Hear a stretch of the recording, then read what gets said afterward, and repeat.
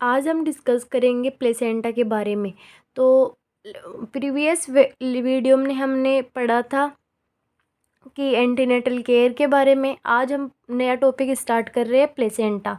तो प्लेसेंटा के 3 कैरेक्टरिस्टिक होते हैं जो स्पेसिफिक माने जाते हैं, जिनसे क्वेश्चन डायरेक्ट होता है। एक तो ये डिस्कोइड शेप का होता है, हीमोकोरियल होता है और डेसिडुएट होता है। डिस्कोइड शेप का मतलब क्या है? डिस्क के शेप का होता है। ये डिस्क कैसी होती है? ऐसी होती है जो सेंटर से क्या होती है, थिक होती है, एंड जो इसकी पेरिफेरल जो पार्ट होता है वो क्या होता है, थिन होता है। तो इस यही प्लेसेंटा की स्ट्रक्चर हम देखें तो ये भी इस टाइप का ही होता है, तो इसको डिस्कोइड शेप का बोला गया है। हीमोकोरियल, हीमो का मतलब आपको पता है, हीमो को मतलब होता है ब्लड, ठीक है। कोरियल का मतलब है प्लेसेंटा की जो एक लेयर होती है उसको कोरियोनिक प्लेट बोला जाता है, या कोरियल कोरियोनिक प्लेट, जो कि क्या होती है, इस ब्लड के डायरेक्ट कांटेक्ट में होती है। अब आप बोलोगे डायरेक्ट कांटेक्ट में किसके ब्लड के होती है? तो मेटरनल जो ब्लड होता है, ये मैंने आप बता रही हूँ मैं आपको, ये है मान लो प्लेसेंटा है, ये इसकी जो बाहर की आउटर लेयर होती है, ये मदर है, इसका ब्लड के डायरेक्ट कांटेक्ट में होती है। मतलब एक बात इससे पता चलती है कि जो प्लेसेंटा है वो ही मदर को बेबी से जोड़ती है, एंड वो ही मदर से बेबी को अलग भी रखती है। कभी भी बेबी एंड मदर का कभी भी ब्लड क्या नहीं होता, मिक्स नहीं होता ये, ठीक है। ये हो गया।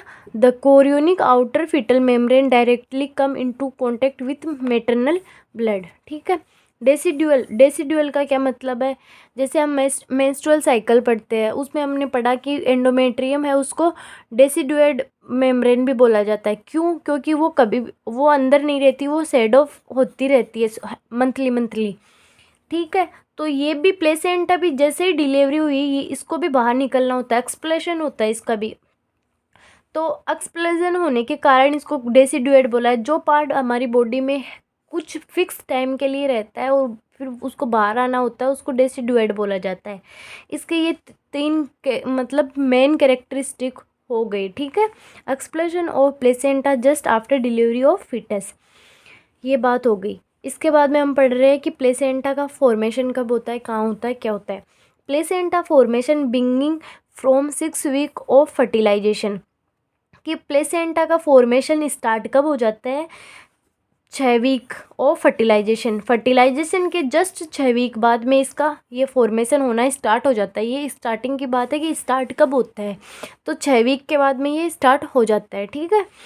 ए complete anatomical formation of placenta and with 16 week, यहाँ पे बोला गया है एनाटोमिकल फॉर्मेशन।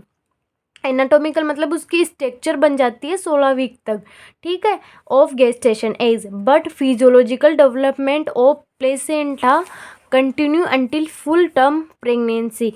पर इसका जो ये फिजियोलॉजिकल डेवलपमेंट है ये कब होता है? ये पूरी अंटिल लाइफ तक, जब तक वो टर्म ना हो जाए उस तक वो होता रहता है, ठीक है।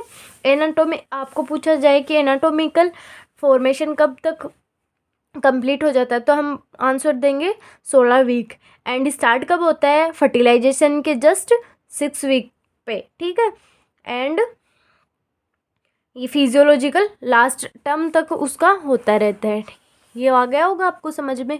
इसके बाद में हम पढ़ते हैं मेजरमेंट ऑफ प्लेसेंटा, कि प्लेसेंटा का डायमीटर क्या होता है, प्लेसेंटा का थिकनेस क्या होती है। तो प्लेसेंटा डायमीटर हम देखें तो 15 से 20 सेंटीमीटर, लेकिन यदि कंपटीशन में ये भी ना हो ये भी नहीं हो तो एवरेज इनका 20, मतलब एवरेज नहीं 22 सेंटीमीटर ऑप्शन हो तो ये अपन को राइट करना है, ठीक है।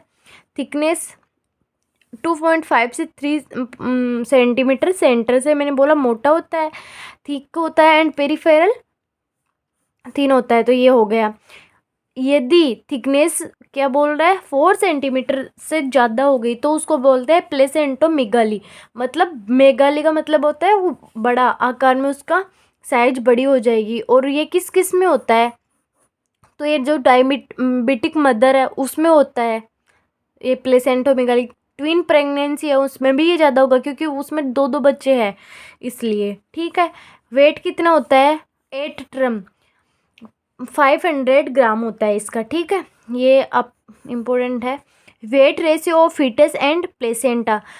वेट रेशियो पूछा जाता है बहुत बार। फीटस एंड प्लेसेंटा, फीटस है, हमेशा एक बात याद रखना, पहले प्लेसेंटा एंड फीटस लिखा है, फीटस एंड प्लेसेंटा, इस बात को याद रखना। तो 6.1, क्यों? क्योंकि ये 3 kg, ठीक है, ये 1 kg, तो इनका रेशियो निकाल लो, ये 6.1 रेशियो आएगा, ठीक है। या प्लेसेंटा एंड ये पूछे तो 1:6 हो जाएगा। ये आ गया होगा आपको समझ में। फिर क्या बोला हुआ है, 17 week of gestation age the weight ratio of fetus and placenta 1/1। जो ये रेशियो होता है ये 17 वीक पे 1:1 हो जाता है। ये 6:1 है, ये 1:1 हो जाता है, ठीक है। 1 कभी क्वेश्चन पूछा, ये सारा कंपटीशन की एग्ज़ाम के लिए बता रही हूँ मैं आपको कि वेट रेशियो, नॉर्मली आपको वेट रेशियो पूछ रही है तो आप बोलोगे 6:1 होता है, बट आपको पूछे कि 17 वीक पे ये जो प्लेसेंटा एंड फीटस है इन दोनों का रेशियो कितना होता है, 1:1 होता है। या आपको पूछा जाए कि 1:1 कितनी एज पे होता है, गेस्टेशन एज पे होता है, तो आप बोलोगे 17 एज पे होता है, वीक पे। The placental blood volume is, कि जो प्लेसेंटा में ब्लड है उसकी वॉल्यूम कितनी होती है, तो उसकी वॉल्यूम होती है 500 ml, ठीक है। आगे हम पढ़ रहे हैं प्लेसेंटा का फॉर्मेशन। तो प्लेसेंटा का फॉर्मेशन कैसे होता है, क्या होता है, पहले मैं आपको ये बता देती हूँ कि प्लेसेंटा का फॉर्मेशन ये तो है नहीं कि अकेली मदर करेगी या अकेली बच्चा करेगा, इसका फॉर्मेशन दोनों करेंगे मिलकर, ठीक है। अब ज़रूरत ज़्यादा किसको है, बच्चे को है या माँ को है? बच्चे को ज़रूरत है, क्योंकि उसको लेना है, वहाँ से ब्लड लेना है, न्यूट्रिशन लेना है, तो कौन ज़्यादा काम करेगा? बच्चा। तो इसमें 2 सरफेस बनेगी, ठीक है, एक बनेगी मैटरनल सरफेस एंड एक बनेगी फीटल सरफेस। फीटल पार्ट होता है 80% एंड ये होता है 20%, क्योंकि फीटल को ज़्यादा ज़रूरत है, इस बात को याद रखना आप। ये होता है 4/5, ये होता है 1/5, ठीक है। अब इसको मैं आपको थोड़ा सा बता देती हूँ कि मैटरनल पार्ट से कौन बनाता है इसको, डेसिडुएट बेसिलेसल फॉर्मेशन द प्लेसेंटा। जो मैटरनल पार्ट है उसको बनाता है डेसिडुएट बेसिलस। ये क्या है, ये एंडोमेट्रियम है, उसके एक पार्ट, एक लेयर का नाम है। ये क्या करती है, ये बनाती है प्लेसेंटा को मैटरनल साइड से, ठीक है। अब अपन बात करते हैं फीटल पार्ट से कौन बनाती है, तो कोरियोनिक फंडोसम बनाती है, ठीक है। कोरियोनिक फंडोसम, अब आप बोलोगे कोरियोनिक फंडोसम क्या होती है, तो इसके लिए मैं आपको अलग से समझाती हूँ, ठीक है। कोरियोनिक फंडोसम के लिए आप ये देखो,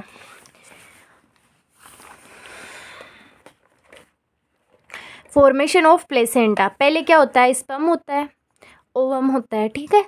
ये दोनों क्या है, फर्टिलाइजेशन। फर्टिलाइजेशन से क्या बनेगा, जाइगोट बनेगा। जाइगोट से क्या बनेगा, मोरूला। मोरूला के बाद में ब्लास्टुला। अब यहाँ से देखिए, ये ब्लास्टुला क्या करेगा, ये डिवाइड होगा, ये 2 लेयर बनाएगा, ठीक है। एक बनाएगा इनर सेल और एक बनाएगा ट्रोफोब्लास्ट। जो बाहर वाली है उसको बोलते हैं ट्रोफोब्लास्ट एंड ये हो गई इनर सेल मास, ठीक है। अब ये जो ट्रोफोब्लास्ट है ये डिवाइड होगी, ठीक है। ये इनर सेल मास तो है जैसा का जैसा है, ठीक है, और ये 2 लेयर में मतलब डिवाइड हो जाएगी। अंदर वाली को बोलते हैं साइटोट्रोफोब्लास्ट एंड जो बाहर होती है उसको बोलते हैं सिंसियोट्रोफोब्लास्ट। अब ये जो सिंसियोट्रोफोब्लास्ट है ये क्या करेगी, ये डिवाइड होके विलाई फॉर्मेशन करेगी, ये विलाई बनाने लग जाएगी ऐसे, ठीक है। ये साइटोट्रोफोब्लास्ट नहीं, सिंसियोट्रोफोब्लास्ट की बात कर रही हूँ मैं। ये विलाई बनाएगी और ये विलाई बन रही है, और एक ये बाहर वाली लेयर को क्या बोलेंगे अपन, ये बाहर जो पहले भी बाहर थी इसको अपन क्या बोल रहे हैं, साइटोट्रोफोब्लास्ट। बाहर वाली नहीं, अंदर वाली होगी, ठीक है। अब ये क्या कर रहा है, विलाई बना रही है, तो ये विलाई देखना, ये पहले इतनी सी में विलाई थी, मतलब ऐसे ऐसे ऐसे ऐसे करते ये इतनी में विलाई रह जाती है, ये क्या करेगी, विलाई कम होती जाएगी, कम होती जाएगी, ठीक है। ये इससे ऐसे थोड़ी और कम विलाई बनेगी, आपको शायद विजिबल नहीं हो रहा, ठीक है। ये इसमें पहले ये इतनी थी, फिर ये इतनी होगी, ये इतनी होगी, फिर ये विलाई क्या होगी, एक तरफ आ जाएगी और ये बनाएगी विलाई वाला पार्ट, ठीक है। तो ये विलाई वाला पार्ट होता है, उसको बोलते हैं कोरियोनिक फ्रंडोसम, समझ गए। तो ये कोरियोनिक फ्रंडोसम आगे जाके क्या बनाएगा, प्लेसेंटा का फॉर्मेशन करेगा। और ये बाहर वाला जो ये पार्ट बचा है, ये जो साइटोट्रोफोब्लास्ट वगैरह है, ये क्या है, कोरियोनिक लिवाई बोलते हैं इसको। और ये जो कोरियोनिक विलाई लिवाई है, ये formation of amnion and chorion का फॉर्मेशन करती है। शायद आपको समझ में आ गया होगा, एक बार मैं वापस बता देती हूँ। पहले होता है स्पर्म एंड ओवम, फर्टिलाइजेशन होता है, जाइगोट बनता है, मोरूला बनता है, मोरूला से ब्लास्टूला बनता है। ये फर्टिलाइजेशन में आपको अलग से टॉपिक समझा दूंगी। उसके बाद में ये ब्लास्टूला डिवाइड होकर 2 सेल बनाता है, 2 लेयर बनाता है। अंदर वाली को इनर सेल मास बोलते हैं, बाहर वाली को ट्रोफोब्लास्ट बोलते हैं। अब ये ट्रोफोब्लास्ट डिवाइड होगी, ये अंदर के अंदर है, और ये सिंसियोट्रोफोब्लास्ट एंड साइटोट्रोफोब्लास्ट। सिंसियोट्रोफोब्लास्ट क्या कर रही है, विलाई का फॉर्मेशन कर रही है। जो विलाई वाला पार्ट है, ये देखो धीरे धीरे विलाई, ये जो एक होगा जो एकदम रेगुलर पार्ट है, एक ये इरेगुलर। ये रेगुलर वाला है ना, ये तो होगा chorionic villi, chorionic Levi.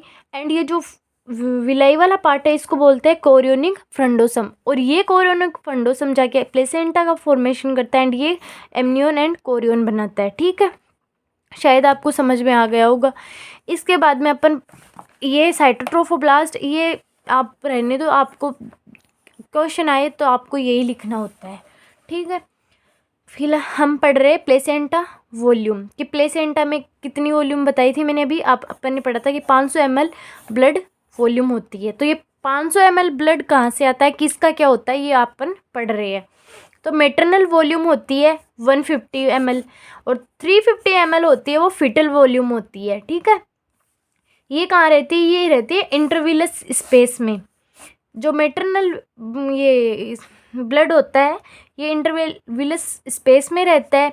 And जो ये 350 ml होते हैं, ये होता है विलाई सिस्टम में। विलाई सिस्टम का मतलब ट्रसरी विलाई, जो कि ट्रसरी विलाई है, ये कहाँ कब फॉर्मेशन होती है, ये 21वें दिन फॉर्मेशन हो जाते हैं। ट्रसरी विलाई का बहुत क्वेश्चन आता है कि कब फॉर्मेशन होती है, 21 डे या फिर 70 डे ऑफ फर्टिलाइजेशन, ठीक है। ये आपको समझ में आ गया होगा। अब अपन पढ़ रहे हैं इसके सर्कुलेशन के बारे में। थोड़ा सा एक बार मैं आपको ये डायग्राम के बारे में समझा देती हूँ। अब इससे पहले कुछ और समझो। क्या समझोगे, ये समझो। देखिए, ये डेसिडुआ बेसिलस है, जो मेटरनल पार्ट आ गया इससे, ठीक है। ये हमने पढ़ा था, ये सिंसियोट्रोफोब्लास्ट है। बाहर वाली अंदर वाली क्या बताते हैं, साइटोट्रोफोब्लास्ट। ये तीनों मिलकर क्या बनाएगी, ये तीनों मिलकर बनाएगी प्राइमरी विलाई, ठीक है। 3 चीज़ें हो गई, ये तीनों बनाएंगी प्राइमरी विलाई, है ना। इसके बाद में अपन सेकेंडरी विलाई बनाते हैं। तो ये डेसिडुआ बेसिलस है, डेसिडुआ बेसिलस आई इधर, ये साइटोट्रोफोब्लास्ट है और सिंसियोट्रोफोब्लास्ट है। अंदर एक और मेम्ब्रेन आएगी, ये कौन सी मेम्ब्रेन है, एक्स्ट्रा एम्ब्रियोनिक मेम्ब्रेन, इसका और फॉर्मेशन होगा, ठीक है। इसके बाद में जो स्पाइरल जो आर्टरी है, उसका वो फॉर्मेशन होगी, यूटेराइन स्पाइरल आर्टरी आएगी इधर से, ठीक है। मेटरनल पार्ट से जो यूटेराइन आर्टरी है, वो यूटेराइन स्पाइरल आर्टरी बना के यहाँ पे ब्लड के लिए आएगी। ये 5 हो गई। ये सारे मिलकर क्या बनाएंगे, सेकेंडरी विलाई बनाएंगे, ठीक है। फिर हम बात करते हैं ट्रेसरी विलाई, जिसको अपन ने बोला था कि ट्रेसरी विलाई के अंदर ये अपना फिटल ब्लड होता है 350 ml, वो। तो ये डेसिडुअल बेसिलस तो है, ठीक है। ये मेटरनल स्पाइरल आर्टरी हो गई, ये सिंसियोट्रोफोब्लास्ट, ये साइटोट्रोफोब्लास्ट हो गई। अब नीचे की तरफ ये मेम्ब्रेन थी, अब यहाँ पे अम्बलाइकल वेसल्स क्या होगी, फॉर्मेशन हो जाएगी नीचे से, क्योंकि अम्बलाइकल फिटल को चाहिए तो फिटल भी तो कुछ करेगा, तो वो क्या करेगा, फिटल वेसल्स या अम्बलाइकल वेसल्स को फॉर्मेशन करेगा। और ये सारी मिलकर क्या बनाएंगी, इनको ट्रेसरी विलाई बोलते हैं अपन, ठीक है। अब क्वेश्चन क्या आता है कि प्राइमरी विलाई का फॉर्मेशन कब होता है, तो प्राइमरी विलाई का 9th डे ऑफ फर्टिलाइजेशन पे प्राइमरी विलाई का फॉर्मेशन हो जाता है। सेकेंडरी 16 डे पर, एंड ट्रेसरी मैंने आपको 21 पे बताया था। तो ये विलाई ही आगे जाकर क्या करेगी, ये बहुत सारी विलाई मतलब मिलके क्या बनाते हैं, कोटिलिडोन्स। मैं आगे पढ़ा दूंगी आपको कोटिलिडोन्स बनाती है। कोटिलिडोन्स क्या करते हैं, वो आगे जाके ये फॉर्मेशन करते हैं प्लेसेंटा का। ठीक है, ये मैंने आपको ये बता दिया। तो अभी 1 मिनट ये थोड़ा सा देख ली। ये यूटेराइन आर्टरी है, ये कन्वर्ट हो गई, मैंने बताया था यूटेराइन आर्टरी कन्वर्ट होते हैं स्पाइरल आर्टरी के अंदर। ठीक है, ये इंटरविलस स्पेस है। ठीक है, ये यूटेराइन वेन है, ये आर्टरी थी तो वेन निकलेगी भी ना, इसलिए। ठीक है, विलाई सिस्टम है ये देख लो, अम्बिलिकल कॉर्ड है, अम्बिलिकल वेन है, यहाँ पे प्राइमरी विलाई, सेकेंडरी विलाई, वो जो टर्शियरी विलाई थी उसको अपन ने विलाई सिस्टम बोला था। ये हो गई, ये एंडोमेट्रियम हो गई। ये जो 2 प्लेट होती है इसमें, एक बात याद रखना, कोरियोनिक प्लेट, ये कोरियोनिक प्लेट है, एंड एक बेसल प्लेट होती है। ये जो दिख रही है आपको, ये बेसल प्लेट है ना, 2 प्लेट होती है। और क्या बताऊँ मैं इसमें, ये मेम्ब्रेन बता दी, प्लेसेंटा मेम्ब्रेन बैरियर, ये सारे मैंने बताए थे अभी आपको। ये इतने 5 ये क्या है, इनको ही है ना प्लेसेंटा मेम्ब्रेन बोलते, प्लेसेंटा बैरियर मेम्ब्रेन बोलती है। ठीक है, अपन ये पढ़ लिया।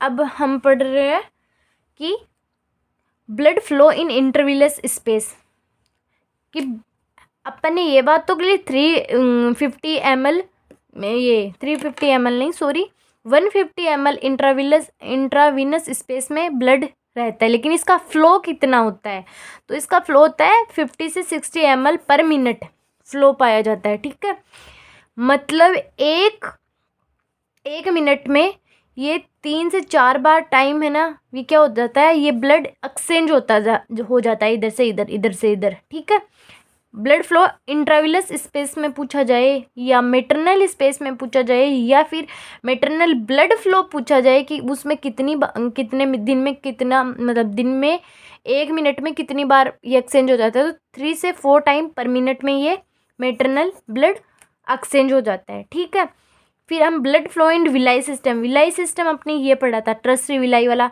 इसमें कितना होता है, 350 ml होता है। हमने बात की थी कि 500 ml इसमें ब्लड रहता है, तो हमने बात की कि 150 यहाँ पे रहता है, 350 यहाँ पे रहता है। इसमें जो ब्लड फ्लो 500 से 600 तक रहता है, इसमें 3 जो है वो ब्लड फ्लो कितना रहता है, 400 ml पर मिनट एक्सचेंज, 1 से 2 टाइम पर मिनट। ये 1 से 2 भी पूरा नहीं होता, 1.5 ही होता है। ठीक है, मतलब जो मेटरनल ब्लड है वो एक्सचेंज होता है 1 मिनट में 3 से 4 बार, और ये होता है 1 से 1.5 तक। ठीक है, अब ये हम पढ़ेंगे कि कैसे ये ब्लड एक्सचेंज हो रहा है, क्या हो रहा है। यूटेराइन आर्टरी थी, ये स्पाइरल आर्टरी में आई। स्पाइरल आर्टरी देखो कहाँ खुल रही है, इंटरविलस स्पेस में खुल रही है। ठीक है, न्यूट्रिशन एंड गैस एक्सचेंज यही होता है। ठीक है, फिर क्या बोल रहा है देखिए, venous blood return into the, अब जो वीनस ब्लड रिटर्न है वो यूटेराइन वेन से हो जाएगा। ठीक है, deoxygenated blood come from umbilical artery में आता है। अपन को पता है कि अम्बिलिकल आर्टरी है, आर्टरी में डीऑक्सीजनेटेड ब्लड आता है, यहाँ पे वो एक्सेप्शन वाली बात आ गई। विलाई सिस्टम है, विलाई सिस्टम में आ गया।